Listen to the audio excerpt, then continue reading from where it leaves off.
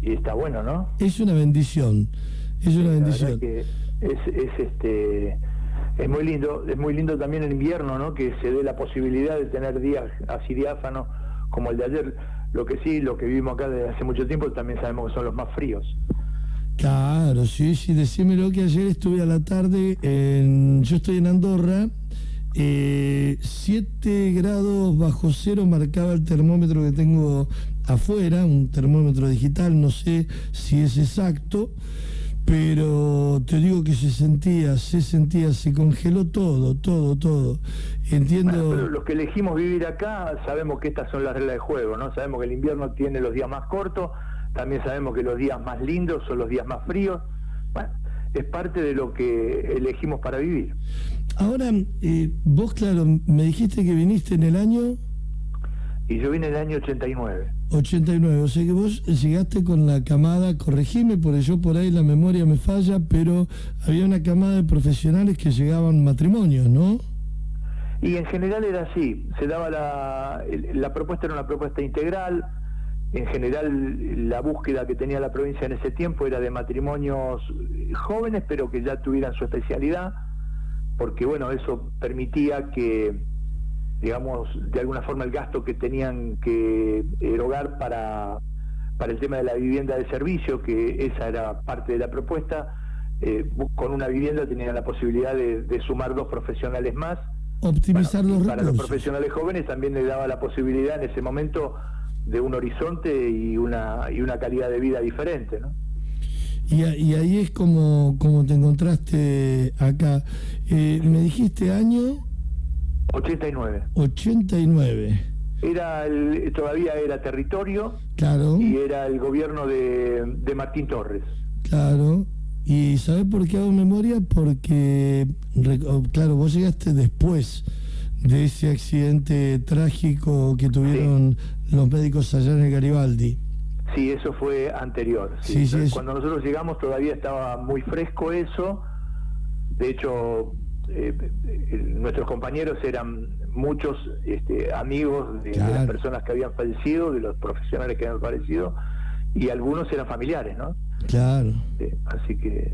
Claro, un golpe, eso un poco para que por ahí los oyentes, nosotros acá estamos muy acostumbrados a salir y a enojarnos porque no tiraron sal, porque no hicieron esto, y bueno, y ahí nos marca la prudencia, había que manejarse de una forma distinta, el camino era todo de tierra, la ruta nacional número 3, había que tener otras precauciones. Y Ushuaia era otra cosa y Tierra del Fuego era otra cosa. Yo recuerdo que los primeros años que por ahí teníamos la posibilidad de irnos de vacaciones, que nos fuimos por tierra, uno desde lo que es ahora la Rotonda del Indio, de lo que era la Caminera en aquel momento, hasta la entrada a Río Gallegos, era todo ripio. Salvo algún tramito que había allá en Río Grande, que a la entrada de Río Grande, que había unos kilómetros de asfalto, después todo lo demás, incluido todo el tramo chileno, era todo ripio, y bueno, era toda una aventura en aquel tiempo vivir en Tierra del Fuego. Yo creo que años anteriores mucho más, por supuesto. A nosotros nos tocó esa etapa, ¿no? Pero los cambios en estos años han sido muy grandes, muy notorios, digamos, ¿no? Pero vos llegaste y el hospital, hemos conocido trabajadoras del hospital, como una oyente, Mercedes Amarilla, que falleció el año pasado, va a ser ahora un año. Y ella cada vez que hablaba, me escuchaba hablar mal del hospital o algo, una crítica hacia el hospital, lloraba en serio, pero con las lágrimas que vienen de adentro, porque recordaba la camaradería que había entre los médicos del hospital, el personal, todo el personal de salud que había en el hospital, ¿no?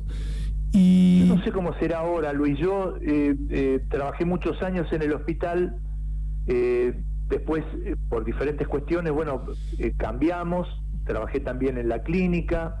Bueno, ahora no trabajo ni en el hospital ni en la clínica, o sea, tengo un emprendimiento de medicina que no tiene que ver con ninguna de las dos estructuras, pero lo que sí tengo bien en claro es el sentido de pertenencia. que se tuvo en el tiempo que a mí me tocó estar en el hospital con respecto a lo que era la estructura.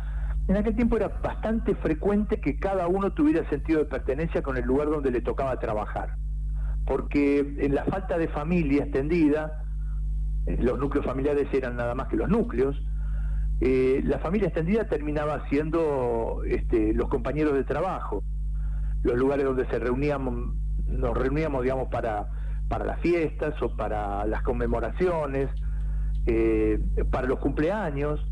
Eso, la familia extendida eran los compañeros de trabajo, con lo cual el sentido de pertenencia era amplio y era muy fuerte. Claro, eso no significa que no hubiera, digamos, diferencias o que en algún momento no hubiera problema, como en todos lados, pero había una cuestión que en general los problemas o las diferencias se resolvían hacia adentro, y hacia afuera se daba un mensaje que era un mensaje bastante unificador y de defensa del hospital como el lugar al cual todos pertenecíamos y todos cuidábamos de que en realidad cumpliera con la mejor función posible al servicio de la comunidad, y bueno, y también de alguna forma, yo creo, inevitablemente en una forma corporativa también, ¿no? O sea, tratar de defender el lugar al cual todos nosotros pertenecíamos.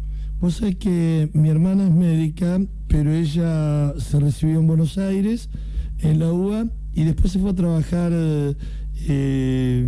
como médica generalista o rural a Metán, a Salta. Ajá. Y me visitó en el 91 acá en Ushuaia, y bueno, y la invitaron a recorrer el hospital, y ella se quedaba sorprendida porque, claro, te imaginas Salta, un lugar muy chiquito, Metán, que no se me ofendan los salteños, pero un lugar donde las carencias son enormes, ¿no? Y me decía, Luis, yo le tengo que recibir, que recetar un antibiótico, y no tienen plata para pagarlo, y tiene una infección, y no tengo en el hospital el medicamento. Entonces miraba el hospital de acá y decía, esto es algo maravilloso. Te lo digo un poco como, no el médico que venía de afuera, vos que capaz que te pasó algo parecido, decía, claro, qué bueno que es trabajar en un lugar donde se puede hacer la receta, y si el tipo no tiene, acá está el medicamento, ¿no? Bueno, el sistema de salud era un sistema de salud muy novedoso para aquel tiempo, que no se repetía en otros lugares del país, ¿no? Esta cuestión de la contratación de los profesionales con dedicación exclusiva para trabajar exclusivamente en el hospital y con bloqueo de título, cambiaba las condiciones digamos, de ejercicio de la profesión que uno tenía entendida en otras provincias. Nosotros somos de la provincia de Buenos Aires, del conurbano bonaerense, y el trabajo del lugar de donde proveníamos era el tipo del médico taxi, ¿no? Que va de un sanatorio a otro, de una clínica a otra, de un consultorio a otro, trabajando por sistemas diferentes, ¿no? En algunos casos por un sueldo mensual, en otros casos trabajando por el bono de la obra social, que después había que rendirlo a fin de mes, pero era un constante desplazarse de un lado hacia otro. Aquí el sistema era totalmente diferente, nos ofrecía lo que nosotros siempre buscábamos, que era poder trabajar en un solo lugar, dedicar todo nuestro esfuerzo, nuestro trabajo para el ejercicio de la profesión y para la atención de nuestros pacientes. Y la verdad que desde el punto de vista profesional siempre fue muy reconfortante, y por esa cuestión también muy valorado y muy defendido el sistema de dedicación exclusiva. Claro, con los años, bueno, las condiciones fueron cambiando. También ediliciamente el hospital Ernesto Campos, cuando nosotros llegamos, digamos, era comparable a cualquier buen sanatorio de cualquier otra parte del país. Claro. Digo, una estructura moderna, nueva en aquel momento, con todos los servicios que podrían quererse o necesitarse para el ejercicio de la profesión. Verdaderamente eran condiciones muy deseables, digamos, y no tan comunes, ya podría decir como excepcionales, ¿no? Para con otras provincias.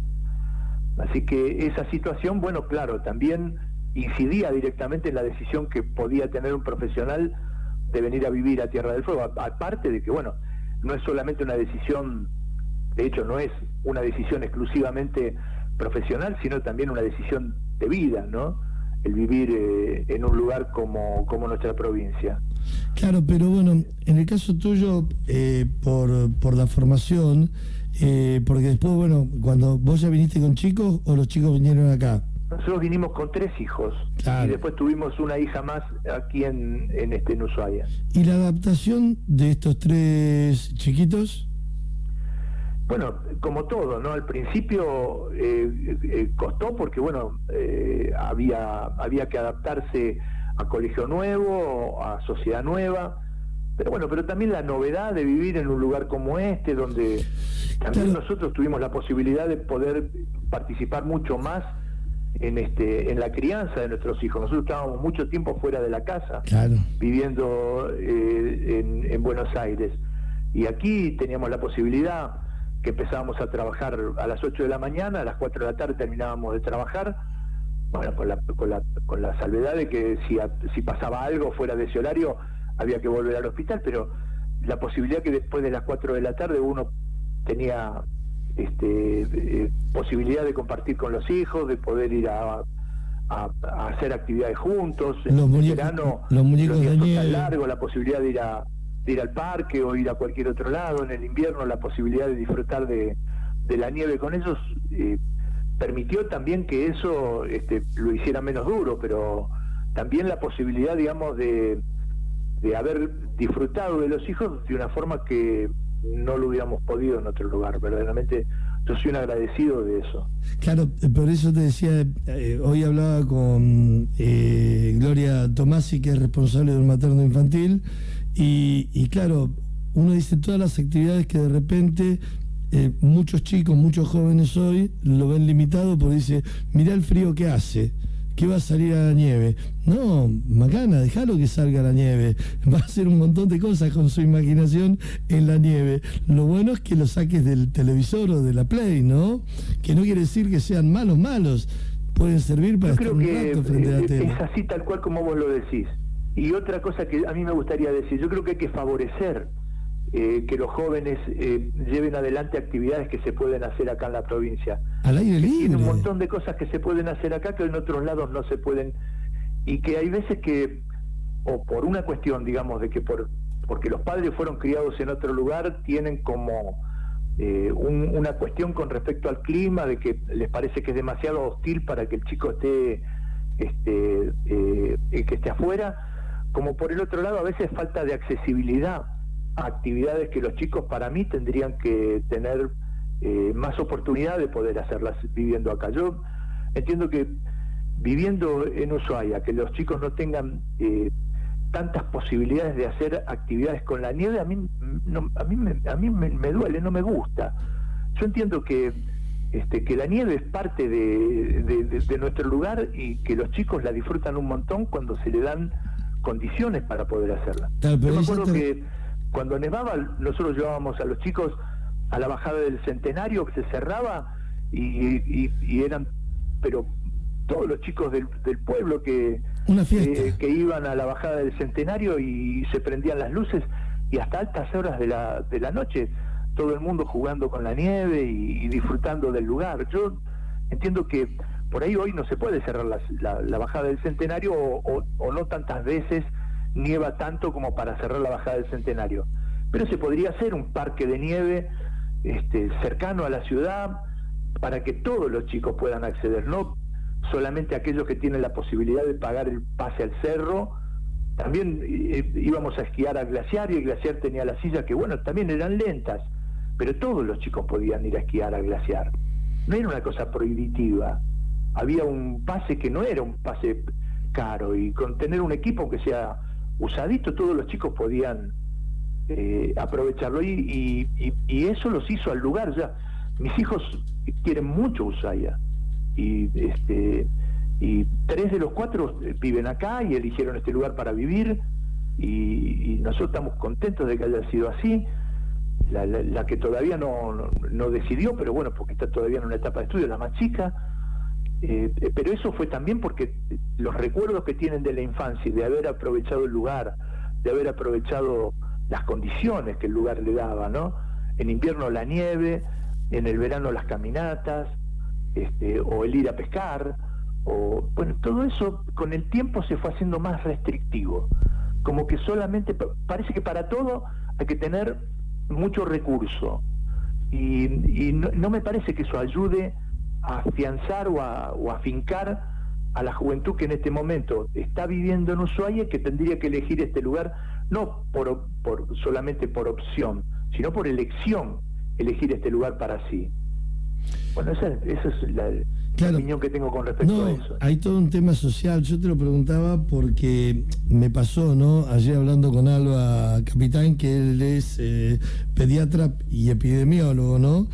Hablaba de la vitamina esta D, vitamina u hormona, no sé qué bien que es, pero es la vitamina D, la conocemos en el raquiferol.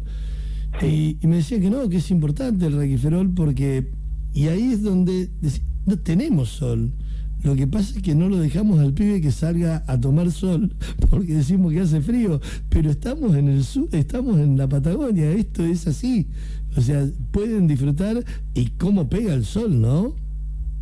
Sí, yo entiendo que igual es verdad que hay que reforzar con vitamina D, porque bueno, nosotros siempre tomamos sol como los camioneros, ¿no? En la cara y en las manos. Sí. Siempre tenemos el cuerpo muy cubierto, entonces la cantidad de superficie expuesta al sol a veces no alcanza, y eso está muy estudiado, y por eso está muy bien que hoy esté incluido inclusive dentro de las prestaciones de salud que ofrece el Estado, esto del suplemento de vitamina D para los chicos. Eso está muy bien. Ahora, el contacto con el exterior, el contacto con la naturaleza, el contacto con el clima, yo creo que todavía sigue siendo bajo por una cuestión, por estas cosas que charlamos, ¿no? Por falta a veces de accesibilidad a divertimentos por intermedio de las actividades que se pueden hacer, y porque para todo parece que hay que tener, como digo, mucha plata, y eso tiene que estar, yo creo, al alcance de todos los jóvenes de la ciudad. A mí me parece que sería fundamental que todos los jóvenes de la ciudad tengan la posibilidad de disfrutar de las cosas que se pueden hacer acá con el clima que nosotros tenemos.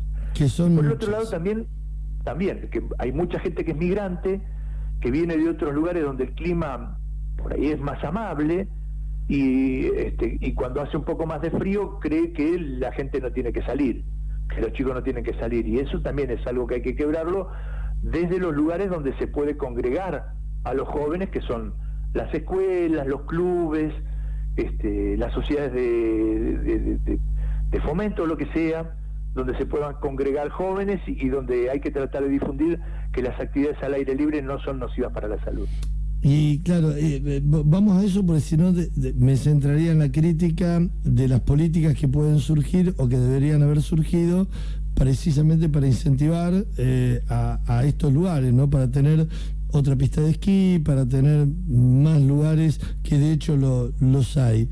Pero me preguntaba también que en todos esos cambios, también cuando digo, ¿no? Hoy la cuarentena, el pibe que está adentro, que no sale a tomar sol, le tengo que dar raquiferol, lo tengo que ayudar para la vitamina D, pero también cambió mi vida.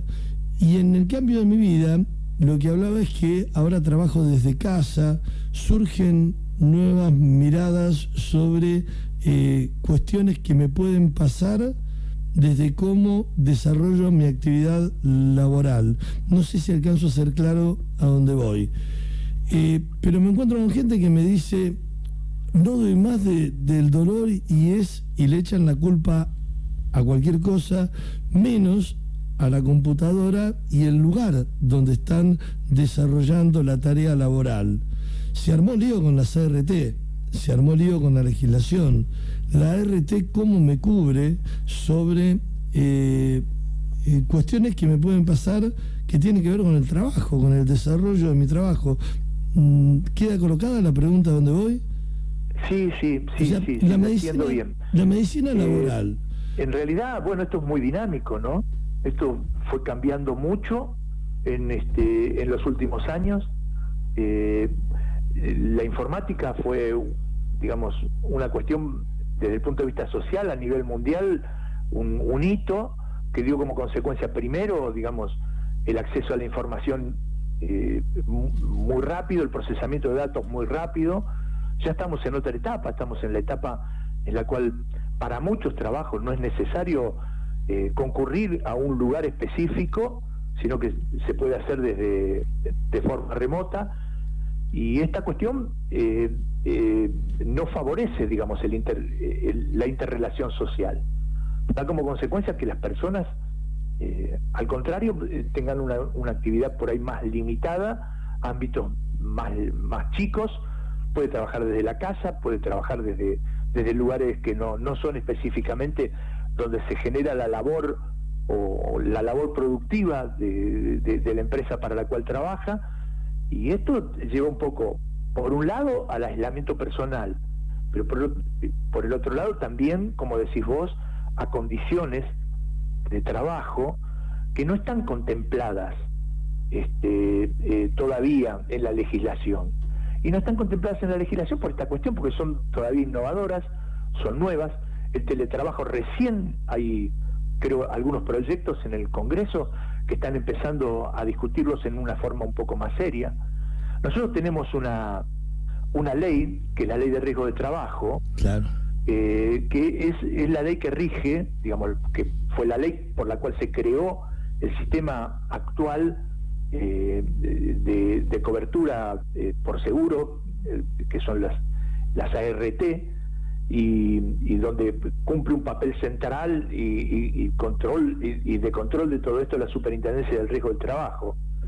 Este sistema hoy va a haber que ayornarlo, va a haber que pensarlo de otra forma, va a haber que imaginarlo de otra forma. Esta es una ley de los años 90, donde también, por decirlo de alguna forma, creo que ideológicamente, cuando se formó todo este sistema, la idea, la mirada era otra, y hoy cargamos con esa cuestión, ¿no? Entonces, yo creo que es un momento en el cual va a haber que pensarlo de otra forma, va a haber que imaginarlo de otra forma y adaptarlo a las condiciones de trabajo actuales. Qué trabajo difícil. Yo me lo planteaba más en el ejemplo de decirte, bueno, mira, yo en el trabajo tengo mi escritorio, tengo un monitor a determinada altura, tengo condiciones, hasta incluso escuché que por ahí laboralmente el empleador tiene que proveer desde una silla adecuada para que pueda manejarse a una altura determinada y no dañar su columna. Corregime si digo alguna barbaridad que no es así, ¿no? No, eso está muy bien. Y aparte, todo eso está contemplado. Pero en casa la medicina no laboral, yo soy médico laboral, yo quiero decirlo por quien no lo sepa, soy médico laboral y hoy mi actividad está muy centrada en lo que tiene que ver con la medicina del trabajo. La medicina del trabajo es como, digamos, como cualquier otra especialización en medicina, cumple diferentes funciones. Digamos, la medicina del trabajo tiene que contemplar la prevención de enfermedades o de daño o de accidentes, tiene que asistir si eso sucede, tiene que rehabilitar si eso deja algún tipo de secuela, y en el peor de los casos tiene que generar, digamos, la medición de cuál es la incapacidad que la persona quedó como rezago de haber sufrido algún tipo de daño, para posteriormente, bueno, que quede contemplado dentro de un sistema de resarcimiento. O sea, son diferentes pasos. El primer paso, y yo entiendo, como siempre lo digo, ¿no?, que la prevención es la función primordial del médico, en este caso también lo es. Digamos, la medición ergonómica de cada puesto de trabajo, para que en el hacer de ese trabajo esté contemplada la posibilidad de que no exista un daño específico, eso es fundamental, porque desde ahí es de donde uno parte. Para que no existan posibilidades de enfermedades profesionales, tiene que haber una buena prevención para que de alguna forma el trabajo no enferme y no dañe, cuestión que es básica y que todavía no está resuelta. ¿Y no? Todavía hay muchos trabajos que enferman y muchos trabajos que dañan, y que ya está preestablecido que por ejercer ese tipo de tarea la persona va a quedar enferma o va a quedar dañada. Eso no puede ser. Sobre eso todavía hay mucho por trabajar, mucho por hacer, mucho por informar, mucho por educar. Y hay la voluntad política, yo siempre caigo a la voluntad política porque entiendo de que de ahí parten, o sea, van a partir de nuestros derechos, se va a legislar en tanto y en cuanto nosotros también podemos manifestar todo esto que estamos haciendo, ¿no? Me pasó en un supermercado que la veo a la piba como bosteza no, se estira. El estiramiento, ¿qué sería? Elongar, ¿no? Sí, elongar. Entonces, claro, le pregunto qué le pasa, ¿no? Digo, no, y me reía jugándole una broma, ¿no? Entonces me explica el dolor que tiene. Y le digo, ¿no te das cuenta que estás todo el día con la cabeza así por el monitor? Le digo, lo que está mal ubicado es el monitor, desde mi punto de vista, sin conocer nada. Le digo, pero el sentido... Es una suma de factores, es dónde está el monitor, con qué mano pasa la mercadería, si la pasa siempre con la misma, con lo cual cuando la pasa siempre con la misma y tiene siempre la misma postura, eso da como consecuencia la posibilidad del agotamiento de los grupos musculares, y el agotamiento de los grupos musculares da como consecuencia la posibilidad de una tendinitis. Claro.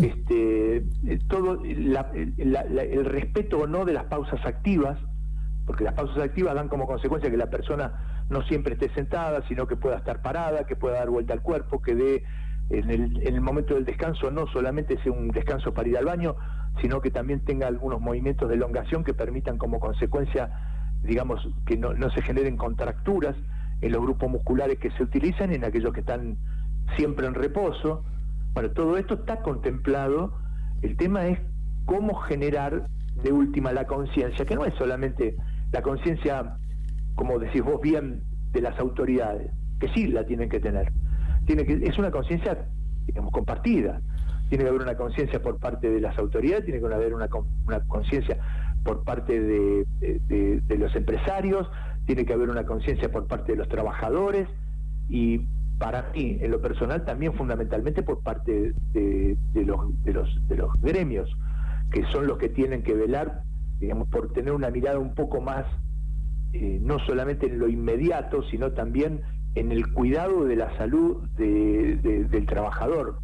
Eso tiene que ser una de las banderas que para mí tienen que defenderse con más fuerza desde las agremiaciones de trabajadores.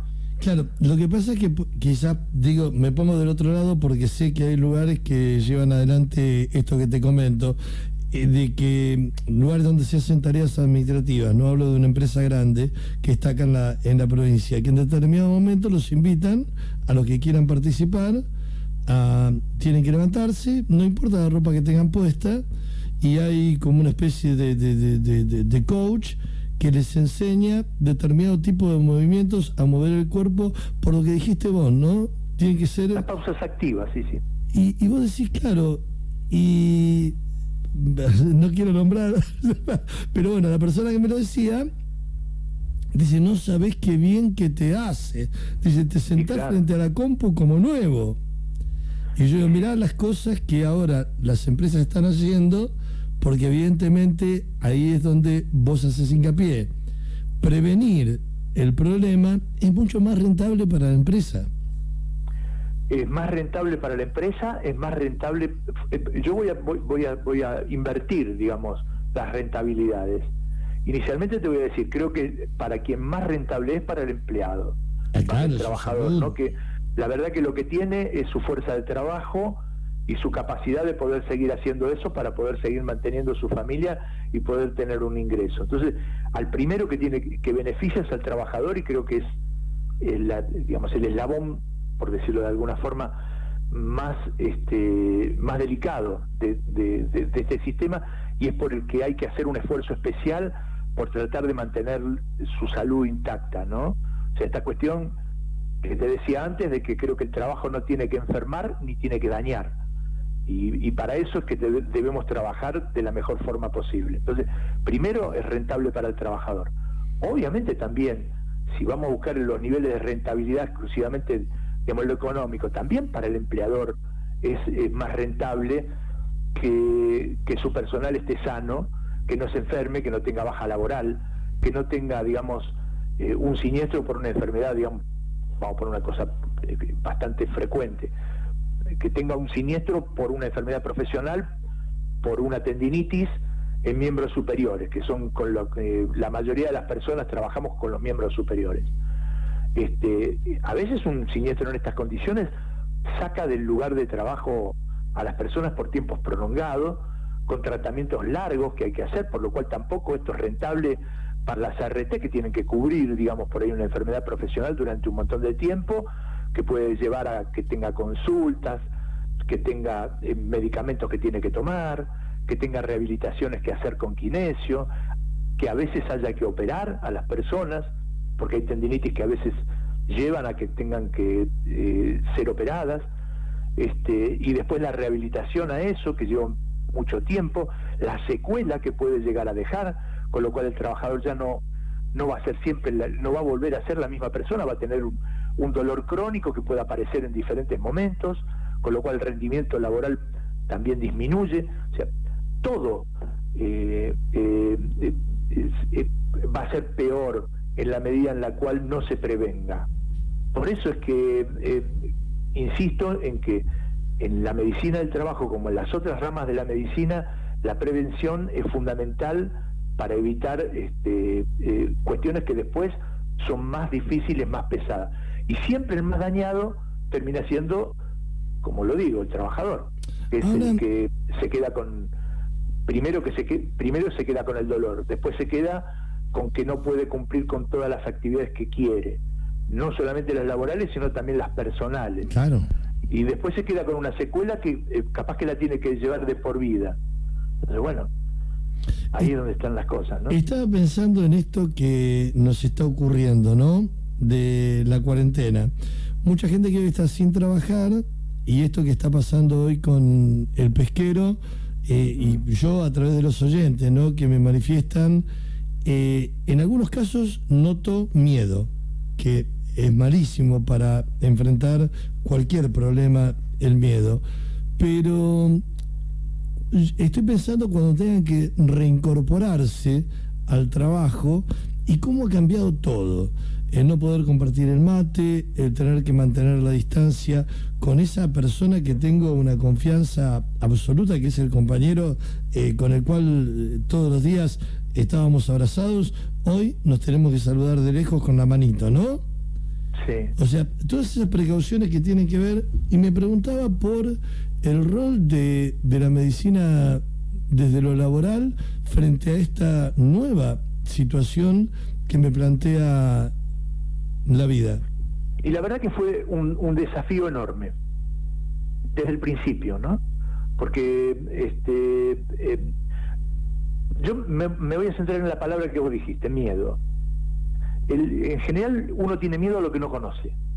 Cuando uno lo conoce puede respetarlo, puede ver cómo puede hacer para salvar esa situación, para que no le sea, digamos, dañina, pero cuando uno sabe de qué se trata, no tiene tanto miedo. Uno tiene miedo en general a lo desconocido, a lo que no sabe qué puede pasar. Y en esta situación nos enfrentamos a mucho de eso, al desconocimiento, inicialmente el desconocimiento de todos, inclusive de los médicos, de saber cuál era el límite al que nos teníamos que enfrentar con respecto a este tipo de una enfermedad nueva. Primero, el temor a lo que no sabemos. A medida que vamos sabiendo un poco más, el poder trabajar con los grupos de trabajo, con los grupos laborales en las diferentes disciplinas, permite que la gente se saque un poco ese temor, que pueda expresar, que pueda preguntar, que pueda plantear qué es lo que le está sucediendo, y que podamos entre todos ir tomando estrategias que nos permitan protegernos, porque hoy seguimos frente a una enfermedad para la cual no hay un tratamiento específico y para la cual no tenemos una forma de prevenirla más que no sea con el aislamiento y la cuarentena. O sea, seguimos sin vacuna y seguimos sin un medicamento que si lo tomamos nos cure. Con lo cual, mientras estemos en esta condición, digamos, los elementos que tenemos para poder defendernos de esta enfermedad están en los cambios de hábito. Como médico te podría decir, mira, que cuando uno ve un paciente, Y después de que lo estudia, después de que lo revisa, entiende que para poder resolver el problema de este paciente hay que darle un medicamento. El paciente puede aceptarlo, digamos, mejor o peor. El medicamento puede salir un poco más caro, más barato, se lo podrá cubrir la obra social o no se lo podrá cubrir, pero bueno, pero el medicamento lo va a tomar. Si la solución es quirúrgica, le puede gustar más, menos, puede entenderlo un poco más, menos, pero en un momento determinado toma la decisión y se opera. Pero cuando lo que uno le pide al paciente es un cambio de hábito, digamos, que tiene que comer de otra forma, que no tiene que comer tal cosa, que tiene que hacer ejercicio, que tiene que cambiar, digamos, las horas en las cuales se va a descansar o cuándo se va a levantar, eso es mucho más difícil. Es mucho más difícil porque son hábitos que están tomados en el tiempo, que están arraigados y que se hacen en forma automática. Lo que vos decías, yo me encuentro con un amigo en la calle y me da ganas de abrazarlo porque toda la vida lo abracé. Claro. Me encuentro con grupos en mi trabajo y están tomando mate y instintivamente yo estiro la mano para que me den un mate y me dicen no, porque ahora el mate se toma de a uno. Y el rechazo, el rechazo te hace una voluntad de querer transgredir. Claro. Es que son hábitos adquiridos y hay que cambiarlos ahora en esta situación. Y eso es lo que está costando. Está costando, y aparte de lo que vos decís, ¿no? Llegás, están tomando mate, y ya el hecho de el solo que no te estiren el mate, o al revés, que te inviten el mate, que te lo conviden, por una cuestión de lo que dijiste, de costumbre, y vos que tenés que rechazarlo, es como que el otro no, frente al rechazo es, loco, ¿qué tenés miedo? ¿Que te enferme? Y lo que pasa es que son condiciones nuevas, sobre condiciones que antes estaban preestablecidas, que prácticamente fueron de toda la vida para nosotros. Porque yo creo que empecé a tomar mate cuando me cebaba mi abuelo, que yo tenía, no sé, 3, 4 años. Claro, sí. Entonces, desde toda la vida haber, digamos, tenido un determinado hábito, hoy cambiarlos cuesta mucho. Me hiciste acordar, mi Pero abuela... también tenemos que entender que esa es la única forma que hoy tenemos para poder, digamos, transcurrir esta etapa de la enfermedad, porque yo lo digo así porque creo que esto también se va a terminar. Esta etapa de la enfermedad se va a terminar. Se va a terminar el día que aparezca una vacuna o que aparezca un tratamiento efectivo. Entonces, en ese momento vamos a poder, digamos, reordenar toda esta situación. Que no quiere decir que vamos a volver atrás con todo, pero sí vamos a tener una vida más vivible, más cerca de lo que nosotros entendemos como de normalidad. Pero por el momento, la mejor forma que tenemos de prevenir y de cuidarnos es tomando esto muy en serio, porque es un germen muy contagioso que se difunde con mucha facilidad y que cuando estas medidas no están tomadas en cuenta da como consecuencia una tasa de contagio muy alta. Pues es que veamos el tema de que hoy digamos está a flor de piel acá en la sociedad de Ushuaia. ¿Por qué se contagió casi la totalidad de la tripulación del Lechicén? Y se contagia la población completa del Lechicén porque dentro de un barco, durante la marea, funciona el grupo humano como una comunidad cerrada, donde los espacios son pequeños, son confinados, donde todo se comparte y donde, por ejemplo, para dormir duermen 4 personas en un camarote que debe tener 1,5 metros de ancho por 3 metros de largo, con un bañito para los 4 y 2 camas cuchetas. Entonces, cuando uno sabe que las condiciones de vida durante esos 35 a 45 días de la marea son tan cercanos, no hay ninguna posibilidad de distanciamiento social, no hay casi posibilidad de distanciamiento social tampoco en los lugares de trabajo, que son diversos los lugares de trabajo dentro de un barco, pero que en los diferentes lugares de trabajo prácticamente no hay distanciamiento social, y donde la costumbre tampoco está arraigada y no hay un control externo para que se pueda llevar adelante digamos, el lavado de manos, porque estamos lejos de los grifos, la utilización del tapaboca, el toser sobre el codo, bueno, todo esto digamos, se lava mucho en ese ambiente y bueno, y se ve como se vivió siempre durante la marea. Obviamente eso da como consecuencia que cuando hubo probablemente una persona que debe haber ingresado al barco portando la enfermedad, de como consecuencia que el contagio sea prácticamente de toda la población. Volviendo a la medicina o a la responsabilidad, ¿no?, de la medicina laboral en materia de pretensión, y ojo que esto, yo te lo comento, no busco la crítica a lo que ocurrió, porque esto sería como hacer, no, o sea, está bien, se derramó la leche, pero pasó, ya está. Pero sí, a futuro, yo creo que lo más fácil es criticar. A futuro, ¿no? A modo de prevención. Y mucha gente critica, yo he escuchado en estos últimos días también mucha crítica que la verdad que yo para mí es infundada, porque hay que conocer claramente cómo es el trabajo que les toca ejercer a las personas que están en ese rubro. Es un trabajo complejo y es un trabajo duro. Sin duda. Es un trabajo de riesgo. Muchas veces monótono, pero también cansador. Y que se tiene que hacer en condiciones a veces que no son para nada las que uno quisiera, no son para nada deseables.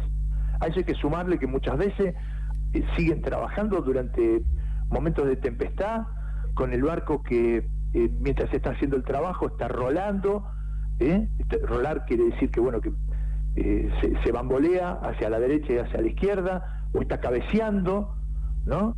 Entonces va haciendo un equilibrio en el momento en el cual está haciendo la tarea, que no la deja de cumplir, en un ambiente pequeño durante muchas horas. Por eso digo, es fácil a veces generar la crítica desde el lugar donde no se conoce claramente cómo es todo el proceso, ¿no? Claro, y por ahí me pasa esto, porque también se lleva al terreno, puntualmente te digo esto, ¿no? Hay mucha gente que dice, no, porque van a bajar los infectados del barco y los van a traer a tal o cual lugar, o los van a llevar allá, los van a llevar acá. Y uno dice, pero, a ver, si comprendemos que esto es un virus, es una gripe que pega fuerte y que en muchos casos necesitas de internación, ¿cuál sería el problema desde el principio? Y ya fueron medidas, se les escapó a alguien, se les escapó la tortuga. La consecuencia la tenemos ahora. En el manejo, ¿está tan mal que le suministren un lugar donde estar, un hotel, lo que fuere, con el control de que se mantenga en cuarentena? Mira, yo en la charla que vamos llevando también hay una serie de claves que tenés que tomar como para esto. ¿Por qué la gente toma esta actitud? Por miedo. Ahí vamos. O sea, volvemos otra vez a lo que estábamos charlando antes. La gente tiene miedo. Entonces, de golpe, uno desde que empezó toda esta situación del coronavirus, uno va notando que hay como un rechazo al enfermo. Acordate cuando hace no mucho tiempo le ponían carteles a las personas que trabajaban en salud, en los edificios en Buenos Aires, de que se fueran de ahí. Sí, lo siguen haciendo. No le dan... De que se fueran de ahí. O sea, el miedo al que pueda haber estado expuesto únicamente con una visión, no de sociedad o de comunidad, una visión individualista, digamos. Yo lo único que quiero defender es a mí mismo, y lo que pase con los demás no importa. O sea, a mí me parecía muy monstruoso esa cuestión, digamos, de generar discriminación con el personal de salud, cuando precisamente el personal de salud estaba exponiéndose para tratar de mitigar los alcances de esta enfermedad. O sea, me parecía monstruoso. O sea, alguien que está trabajando por la misma sociedad, resulta que en su lugar donde tendría que ser reconocido y cuidado, es repelido, es expulsado. Bueno, esta no es la situación específica, pero un poco yo hago una analogía de esa cuestión, que se queden en el barco confinados, cumplan la cuarentena dentro del barco. Es una opción y probablemente sea la más segura, que ellos cumplan el proceso de la enfermedad dentro del barco. Probablemente sea la más segura. Lo que no es la más cómoda, es la más segura. y si hay alguno que se complica, bueno, la posibilidad de llevarlo al hospital. Es la más segura, sin duda. Eso de hecho, así lo está planteando Prefectura, que una de las primeras cosas que hace es sacar la planchada para poner el barco en cuarentena. Eso es una medida sanitaria que se tiene en el mar, que no es de ahora, que no es nueva. Cuando hay un barco que tiene algún tipo de, digamos, de denuncia de enfermedad infectocontagiosa, una de las medidas que toma Prefectura es aislarlo al barco, poner el barco en cuarentena, hasta tanto pueda tenerlo resuelto para que no se difunda la enfermedad. Eso está bien. Ahora, no hay que dejar de lado el tema de la humanidad. Una persona enferma no es una persona culpable. Claro. Una persona enferma. Claro. No es una persona que haya hecho un daño, por lo cual hay que castigarlo, para que no vuelva a hacer eso que hizo. La enfermedad no es una cuestión culposa. Puede haber situaciones que dan como consecuencia, de alguna forma, desaprensión de alguna persona y que por esa razón dio lugar a un contagio. Yo eso comprendo que tiene que ser de alguna forma o penalizado, o hay que llamar la atención de una persona que por una cuestión desaprensiva contagia. Ahora, la enfermedad en sí, eso no es merituario para generar culpa. Es culpable de estar enfermo.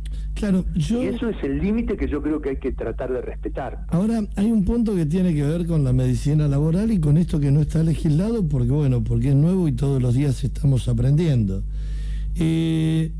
Uno de los tripulantes dio una entrevista, creo que en Radio Nacional, donde mencionó que él llegó de Corrientes a Buenos Aires, le hicieron el test, le dio negativo, hizo los 14 días en Buenos Aires, se sube al avión, llega a Ushuaia, lo llevan a un hotel que pagó la empresa pesquera, para hacer la cuarentena, y después suben al barco. Yo te hago esta pregunta, pero por ahí, es la pregunta de rigor. Si en los canales de televisión, que es donde viene la gente a trabajar, les tengo que medir la temperatura, lo hacen, en muchos lugares, lo hacen, vos viste, en Buenos Aires, buscaban las paradas de colectivo, estaciones de trenes, para tomar la temperatura de la gente cuando entras al supermercado. ¿No hubiese sido prudente que acá, antes de que hagan o mientras hacen la cuarentena y se conoce que en ese vuelo vino este hombre que resultó COVID positivo, no hubiese sido prudente rehacer el testeo precisamente antes de embarcar? Y la verdad que son procesos que yo creo que todos los procesos, todos los protocolos que se puedan llevar adelante, todos son revisables. Y yo estoy seguro que yo no sé quién es el médico laboral de la empresa, pero seguramente está revisando los procesos que llevó adelante, porque el resultado final da como que en realidad hubo un error, porque si no hubiera habido ningún error, la posibilidad del contagio hubiera sido menor. No quiere decir que estaba totalmente eliminada, pero hubiera sido menor. Es verdad que cuando uno ve o comenta la película después de que la vio, con el diario del lunes, y sí, hay cosas que se podrían haber cambiado. Yo entiendo, por ejemplo, que es probable que, aparte de que le hayan hecho el hisopado en Buenos Aires antes de que viajaran para acá, deberían haber hecho un hisopado nuevo, probablemente antes de embarcarlos, llevarlos al barco para que comenzaran la marea. Ya con el conocimiento, eso hubiera sido una medida, pero con el conocimiento buena, porque seguramente hubo uno que subió portando la enfermedad, porque los virus no se generan en forma espontánea, no es que aparecen de la nada, y los virus no caminan solos, van arriba a las personas, con lo cual, tomando en cuenta que esas dos cosas son ciertas, que los virus no aparecen solos porque de golpe aparecieron de donde no había, y que ni vuelan tampoco como para ir de un lugar a otro, sino que van sobre las personas, hubo una falla. Bueno, es verdad que hay que identificarla y hay que tratar de buscar de resolverla para situaciones posteriores. Fíjense, uno hace el análisis, porque realmente es un desafío también para cada uno de nosotros como como médico laboral, es un desafío tratar de entender qué pasó.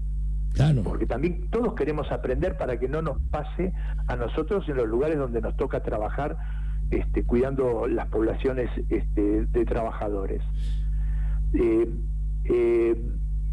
El vuelo, el lugar donde se concentran las personas que tienen que desplazarse de un lado a otro. Nosotros tenemos un solo aeropuerto, un solo puerto y una sola ruta.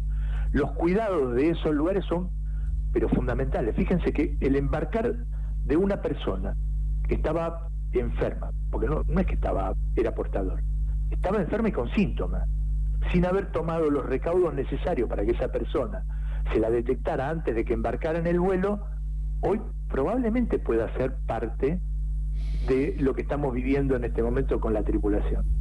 Entonces, es ahí donde uno tiene que poner el ojo, y donde en realidad uno, si tiene la posibilidad de aportar, quiere llamar la atención para que esos lugares estén mucho más controlados y mucho más cuidados, ¿no?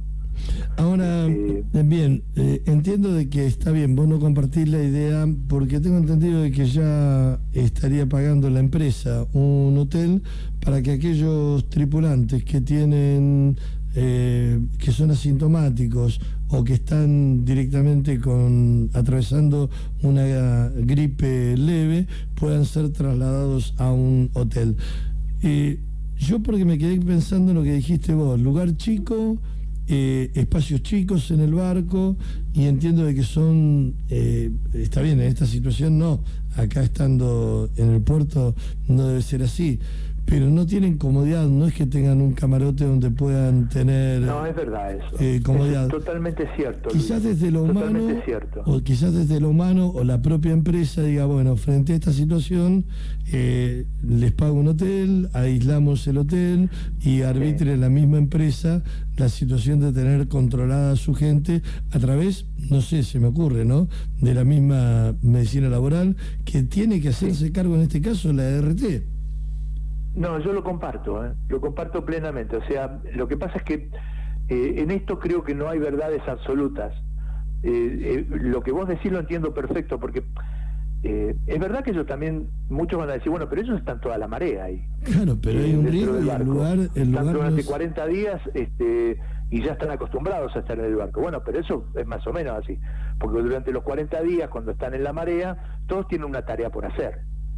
Claro. Y están abocados a esa tarea durante 8 a 10 horas diarias, dependiendo de los horarios que cumplan, pero bueno, porque los horarios son diferentes a los horarios que se cumplen en una fábrica o en los horarios que se cumplen en una oficina, porque tienen regímenes de trabajo diferentes, pero están trabajando. No, por eso interpretando. Ahora en este momento están ociosos, están preocupados, están con temor y están confinados.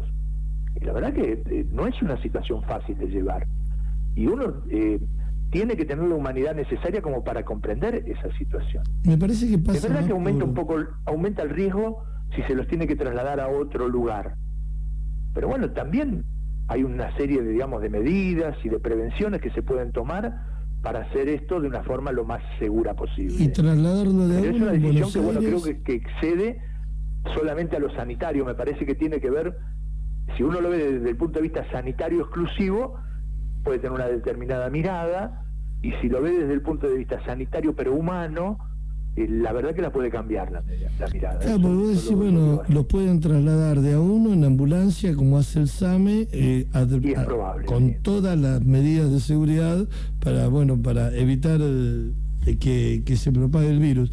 La verdad que me encanta hablar con vos. Hay un montón de temas en lo laboral que me quedan.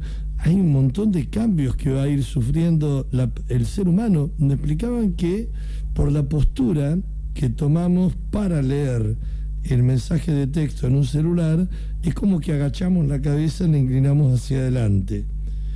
Y me mostraban... Desde el punto de vista de la medicina laboral, esto es muy dinámico, tal cual como lo decís vos, y es tan dinámico como que los trabajos se están cambiando, ¿no? Yo me acuerdo cuando yo era chico, que hace mucho tiempo de eso, cuando por ahí no estudiaba, mi papá me decía, vos vas a ir a trabajar al puerto. o vas a terminar trabajando en el campo. Pero lo decía en el sentido de decir, vas a tener que ir a hacer un trabajo corporal, Sí. vas a tener que ir a andar con la bolsa en el hombro. Hoy yo no veo eso que pase ni en el puerto ni en el campo. Claro. Yo veo que en el puerto la gente no anda con la bolsa en el hombro. Es verdad que hay trabajos manuales, pero la mayoría se hace por intermedio de una grúa, que vos lo ves a la persona que está haciendo la carga, que trabaja con un joystick en una cabina a veces hasta climatizada. Sí, Igual que sí. en el campo. En el campo las tareas se hacen por intermedio de cosechadora, donde la persona está en un habitáculo cerrado, con aire acondicionado, cumpliendo con una tarea que antes había que hacerla a mano.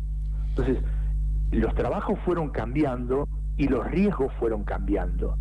Todo se fue generando, se fue haciendo mucho más tecnológico y mucho más mecánico y mucho menos manual. Eso trae, por un lado, muchos beneficios, pero por otro lado trae muchos perjuicios que también tienen que ser contemplados y tienen que ser prevenidos. Vos sabés que, claro, lo que me decís, hasta en el campo, para ir a revisar un alambrado, antes tenías que moverte y ahora lo hacen con un dron. Y vos decís, mirá qué loco, ¿no? O sea, cambió todo, tenemos un cambio y somos parte de ese cambio. Me encantó hablar contigo, lo vamos a hacer de vuelta, vamos a coordinar para otro jueves para seguir charlando del tema, ¿te parece? Sí, como no, a disposición. Para mí es muy interesante y muy bueno tener la posibilidad de difundir, porque creo que también es una forma de educar. El que podamos horizontalizar la información hace a la gente que pueda decidir mejor por sí, que pueda entender un poco más qué es lo que sucede en algunos aspectos que por ahí puedan no conocer, en otros los conocerán mucho, y mucho más que yo seguramente, por la tarea que les pueda llegar a tomar a cada uno de los oyentes. Pero aquellas que puedan no conocer, está muy bueno que las podamos compartir. Mira, porque te leo un mensaje. Ayuda a que uno tenga una vida mejor. Te leo un mensaje para que veas cómo funciona un poco el disparador con esto de las redes, ¿no? Ángela nos dice, es como dice el doctor Rafael, en la escuela 3 hace poco había un proyecto, TDF, una impronta en mi mente o en mi corazón, justamente era fomentar ese contacto con la naturaleza, como sea, y su entorno. El objetivo, no se ama lo que no se conoce. Surgió como una necesidad de sacar a los chicos a que conozcan y disfruten a Ushuaia, a Tierra del Fuego, y por supuesto, la valoren y disfruten, especialmente por la población golondrina. Mirá lo que nos escribe Ángela con respecto a ese tema, que nosotros lo atravesamos un poco como conociéndote a vos y cómo cada uno se fue adaptando en esta ciudad, que yo soy de los que dicen, yo le di todo, vos también le viniste a dar todo. o sea, sí, pero recibí mucho también. Recibiste, pero le diste todo. Claro, sí, yo soy un agradecido, pero con todo mi corazón le agradezco a Ushuaia y a Tierra del Fuego las oportunidades que me brindó, porque la verdad que lo que nos brindan son oportunidades. O viste también que las oportunidades se pueden aprovechar o se pueden no aprovechar, pero el no disponer de las oportunidades ya a uno ya le quita la posibilidad de algo. En cambio, las oportunidades, que yo creo que es una tierra esta, que es una tierra de oportunidades, le da muchas oportunidades a muchas personas que en otros lugares no la tenían, por eso es que la gente se vino también. Lo importante es que eso dé como consecuencia la posibilidad de que podamos generar generaciones venideras que estén mucho más identificadas con el lugar, que lo quieran como propio, que lo defiendan como propio y que tengan en ese sentido de pertenencia la posibilidad de generar una sociedad mejor.